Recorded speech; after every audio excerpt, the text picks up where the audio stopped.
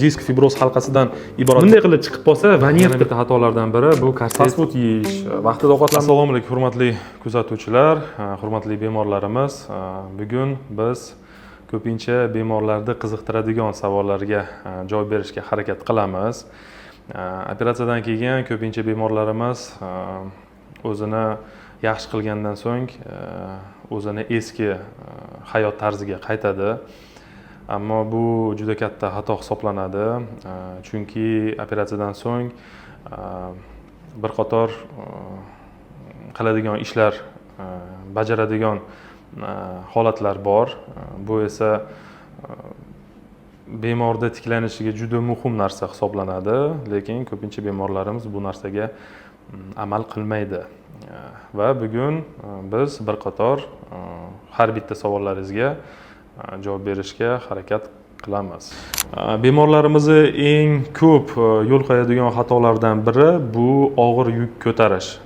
Bir oy ichida bemorlarimizga 5 kilodan ziyod yuk ko'tarishga biz tavsiya etmaymiz. Chunki operatsiya bo'lgan jarayon bo'lgan joyida biz endi bu diskni olsak, disk fibroz halqasidan iborat bo'ladi va o'rtadagi yumshoq to'qimadan bo'lgan narsadan iborat bo'ladi va biz faqatgina tepasidan shu chiqqan to'qimasini olib qo'yamiz.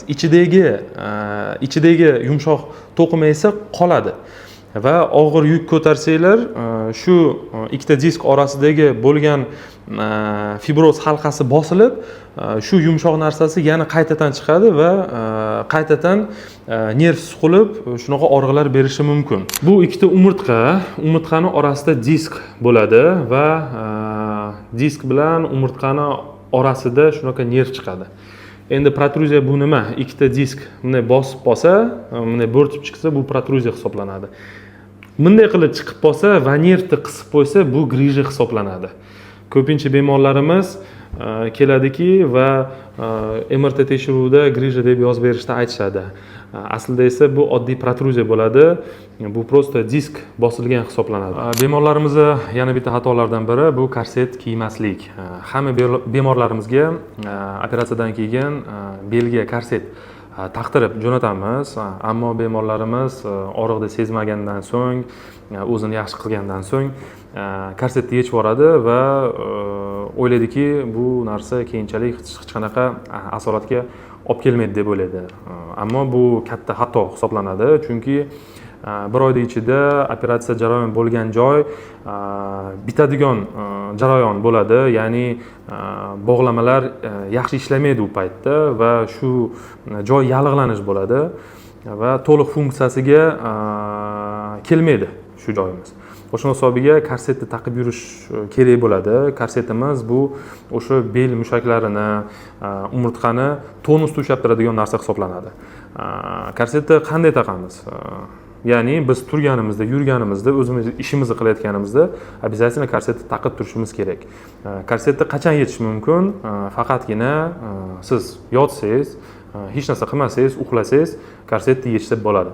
Va yana bitta xatolardan biri bu korsetni juda qattiq tortib kiyishlari. Unaqa kiyish mumkin emas. Chunki bir oyda ichida bo'lmasa mushaklarda o'zini funksiyasini bajarmay qo'yadi. Ya'ni nima demoqchiman? Korsetni ham taqqanda o'rtacha baylab yurish kerak bo'ladi. Yana bitta xatolardan biri bu noto'g'ri ovqatlanish. Ya'ni fast food yeyish, vaqtida ovqatlanmaslik. Bu esa ich qotishiga olib keladi. Ich qotish esa qorin bo'shlig'ida bosimni oshiradi. Bosim oshsa, umurtqa oralig'ida kengayish bo'ladi va shu narsa grija kelishiga sabab bo'lishi mumkin. O'shuning uchun biz tavsiya etamizki, vaqtida ovqatlanish, suyuq ovqat ko'p yeyish va diyetaga amal qilish. Yana bitta xatolardan biri bu oldingi hayot tarziga qaytish. Ya'ni vesni kontrol qilmaslik. Ya'ni har bitta odamda o'zini norma vesi bo'ladi. Например, 180 santimetrga sizni vesingiz 70 kilo bo'lishi kerak. Ko'pincha bemorlarimiz grija bilan kelgan bemorlarimizda vesi juda ko'p bo'ladi va hayot tarzi noto'g'ri bo'ladi. Ko'p o'tirishadi, ves ko'p bo'ladi, bel mushaklari rivojlanmagan bo'ladi va bu jami bu narsa o'sha qaytadan grijaga olib kelishi mumkin. Ya'ni bemorlarimizga biz tavsiya etamizki, vesni normada ushlash, ko'p o'tirmaslik, sport bilan shug'ullanish va bel mushaklarini rivojlantirish.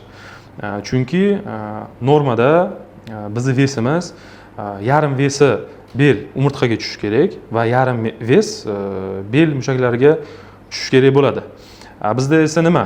Bel mushaklari rivojlanmagan va hamma vesimiz, to есть to'liq vesimiz umurtqaga tushadi va grija chiqishiga to есть sabab bo'ladi. O'shuning hisobiga bemorlarimizga tavsiya etamiz, vesni normada ushlash, ko'p o'tirmaslik, bel mushaklarini rivojlantirish va sport bilan shug'ullanish. Ya'ni bu bilan men nima demoqchiman? Grijani olish bu hayotda qanaqadir kasallikni yoki xatolikni bartaraf etish hisoblanadi. Keyinchalik davolanish esa bu bemorning o'ziga bog'liq. Ya'ni to'g'ri ovqatlanish, hayot tarzini o'zgartirish, sport bilan shug'ullanish, vesni tashlash va korsetni vaqtida taqib yurish desak ham bo'ladi. Shu narsaga e'tibor berilsa, keyinchalik grijani qaytarilishini oldini olgan bo'lamiz. Agarda sizda beldagi har xil turdagi muammolar kuzatilsa, quyidagi raqamlarga telefon qiling.